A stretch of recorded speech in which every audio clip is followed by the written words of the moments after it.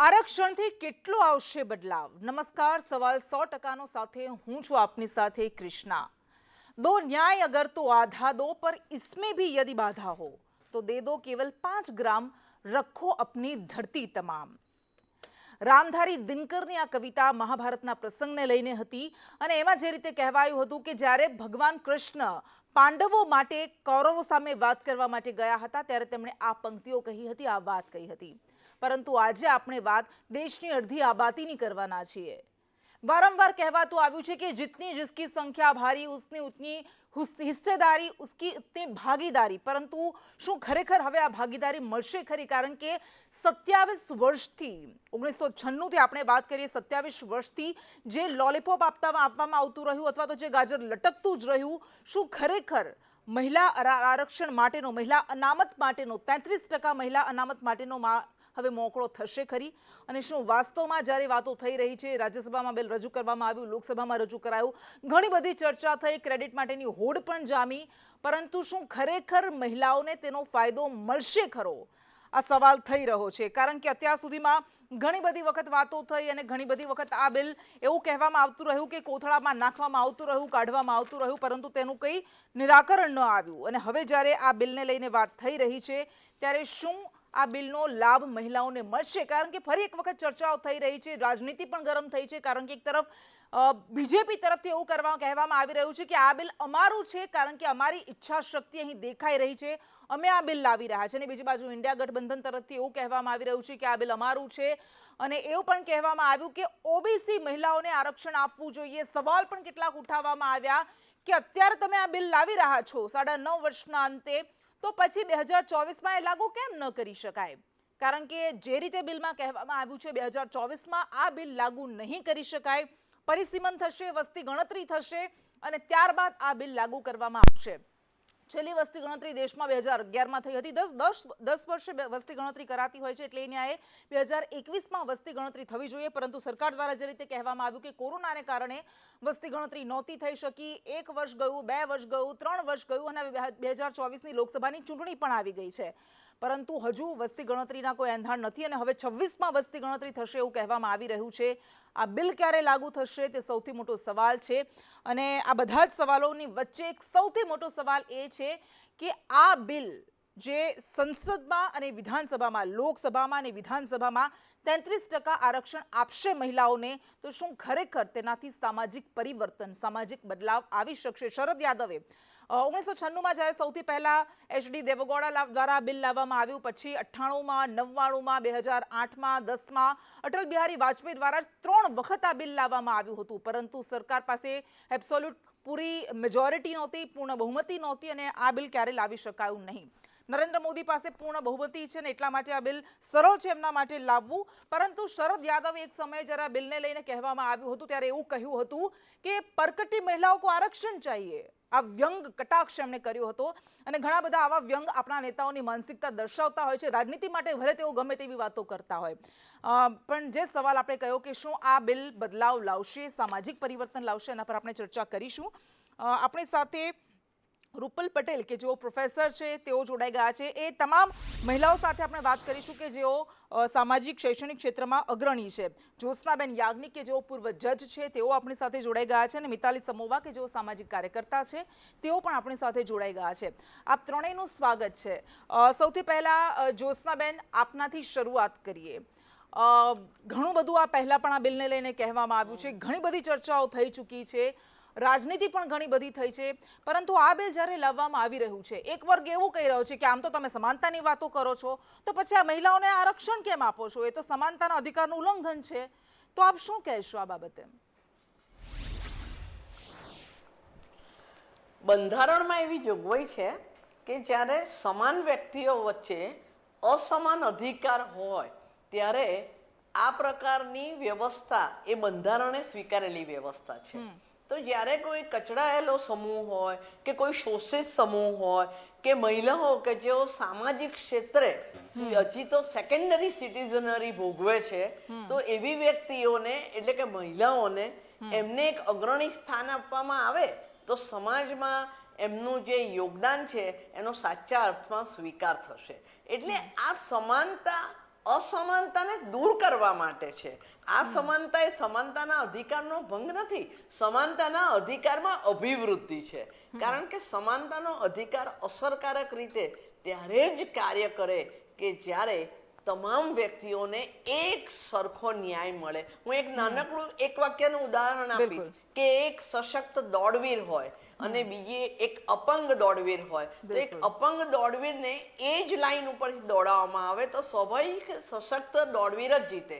માટે એવી વ્યક્તિને આગળ મૂકવી જોઈએ અને ત્યારે જ એ સ્પર્ધા યોગ્ય અને તંદુરસ્ત બની રહે. તો સમાજ જીવન પણ યોગ્ય, તંદુરસ્ત, સ્ત્રીઓ લક્ષી બને અને સ્ત્રીઓના અધિકારોને સન્માન આપતું, સ્ત્રીઓની માન પ્રતિભા ને સ્વીકારતું બને, એના માટે આ બહુ જ આવશ્યક છે. અને આ સમાનતાના અધિકારનો ભંગ નથી, પણ એમાં અભિવૃદ્ધિ છે, એમ હું નમ્રપણે માનું છું. બિલકુલ. અને આરક્ષણનો કોન્સેપ્ટ જ એ છે કે જે લોકો પછાત રહી ગયા છે, વંચિત રહી ગયા છે, એમને પેરેલલ લાવી શકાય જે વ્યવસ્થા છે એમાં સમતા, સમાનતા. કદાચ સમાનતાને ઘણા બધા લોકો એવું સમજે છે કે બધા જ એક સરખા હોય, પરંતુ અહીં સમતા વધારે મહત્વપૂર્ણ છે કે જે કચડાયેલો વર્ગ છે, જે પછાત છે, જે પાછળ રહી ગયો છે પરંપરા, પ્રથાઓ, જડતાને કારણે એમને ઉપર લાવી શકાય અને ત્યારબાદ એ સમાનતા સ્થાપી શકાય. આ એક સૌથી મોટો કોન્સેપ્ટ છે, સૌથી મોટો તર્ક છે અનામત પાછળનો.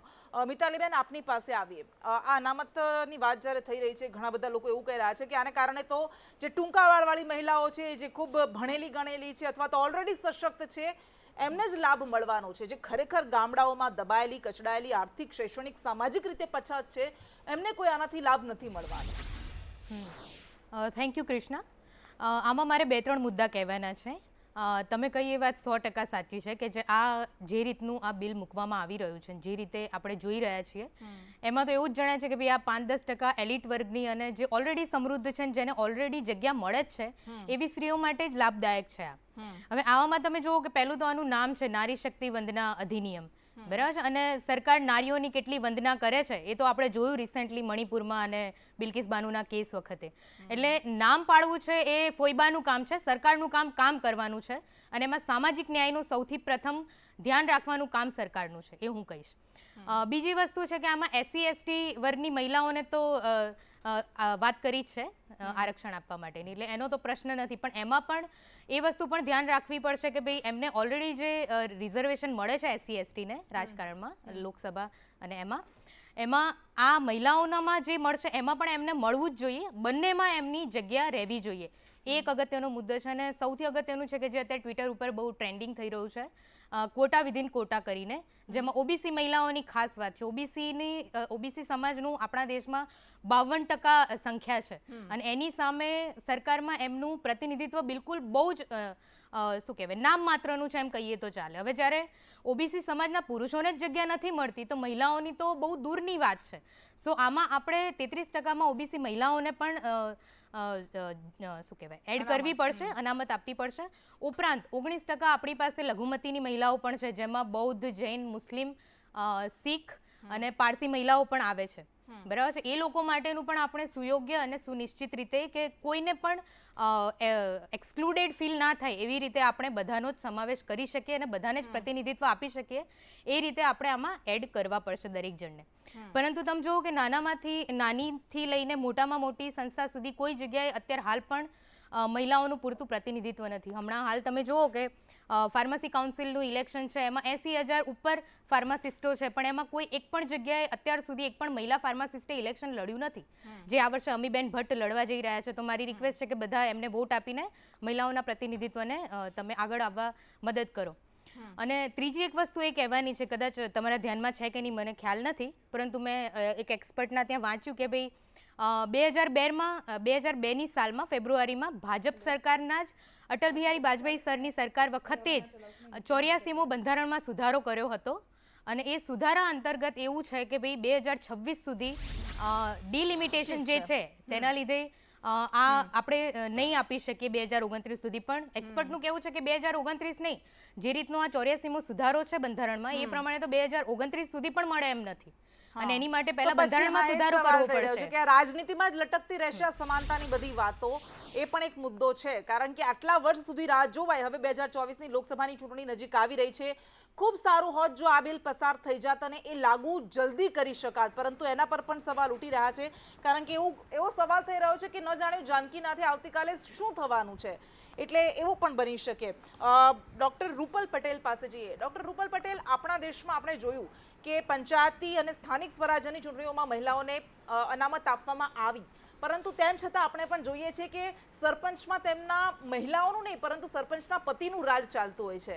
મહિલાઓને તો ખબર પણ નથી હોતી વહીવટ કેવી રીતે ચાલે છે, અને સરપંચના પતિ જે હોય છે એ જ એવી રીતે વર્તન કરે છે, એ જ બધા કામ કરે છે કે જાણે તેઓ જ સરપંચ છે, પેરેલલ આખી વ્યવસ્થા ચાલતી હોય છે. તો શું આપને લાગે છે કે આના કારણે ખરેખર વાસ્તવમાં મહિલાઓને કોઈ ફાયદો મળશે કે એના માટે કંઈક થવું જોઈએ? પછી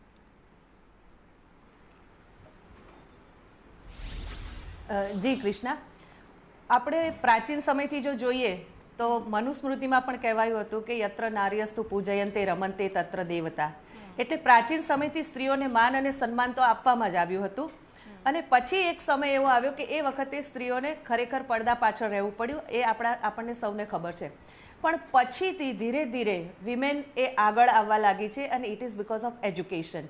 આ તમે જે મને વાત કરી ને કે સ્ત્રીઓ સરપંચ બને છે પરંતુ એમના હસબન્ડ, એમના વતી એ બધું જ કાર્ય કરતા હોય છે, એ because of lack of education.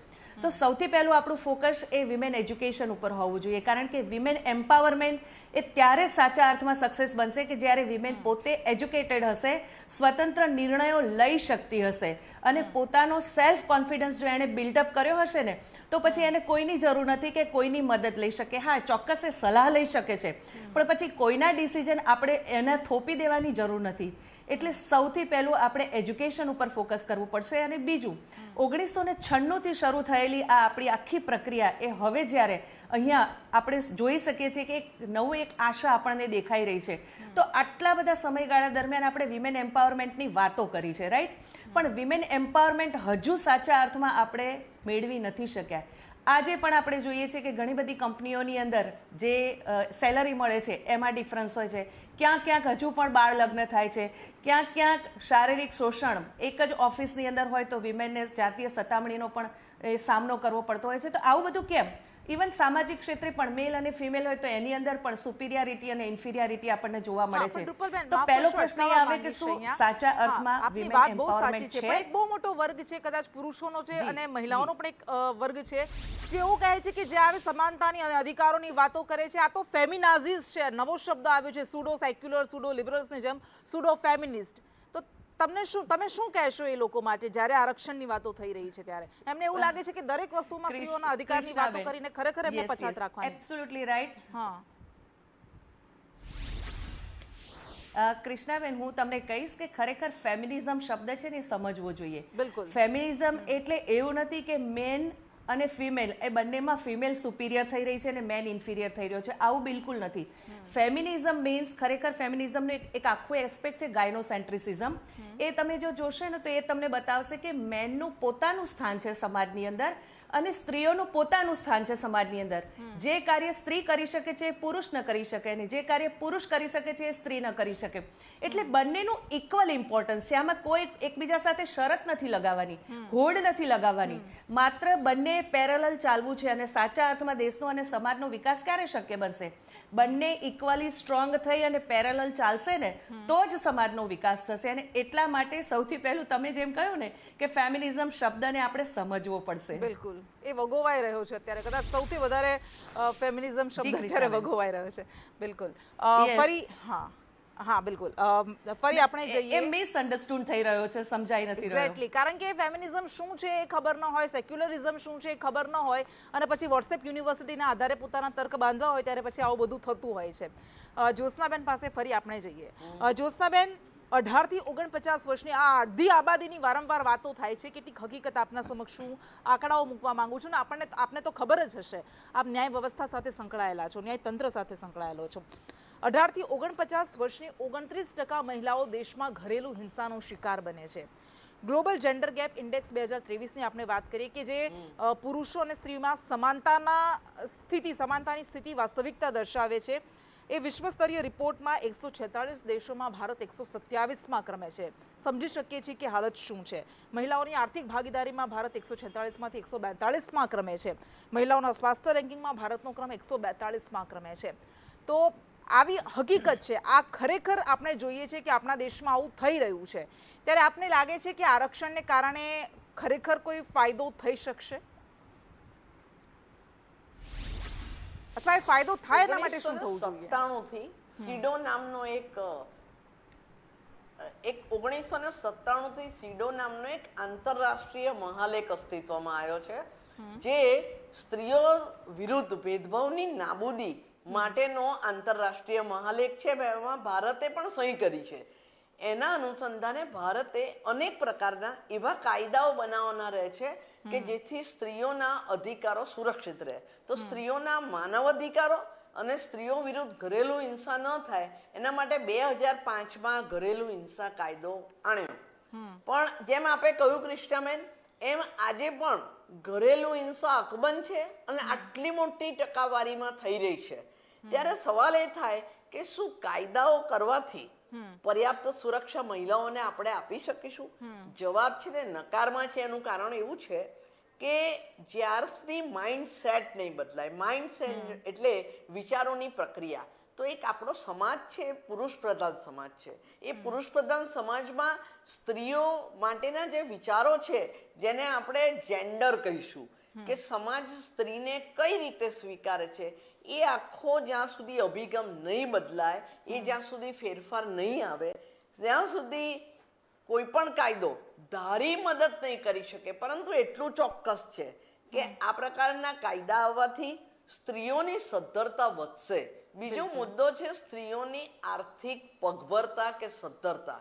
જ્યાં સુધી સ્ત્રીઓ આર્થિક રીતે સદ્ધર નહીં થાય, આર્થિક રીતે પગભર નહીં થાય, ત્યાં સુધી એમનો ઉદ્ધાર કરવો અઘરો છે.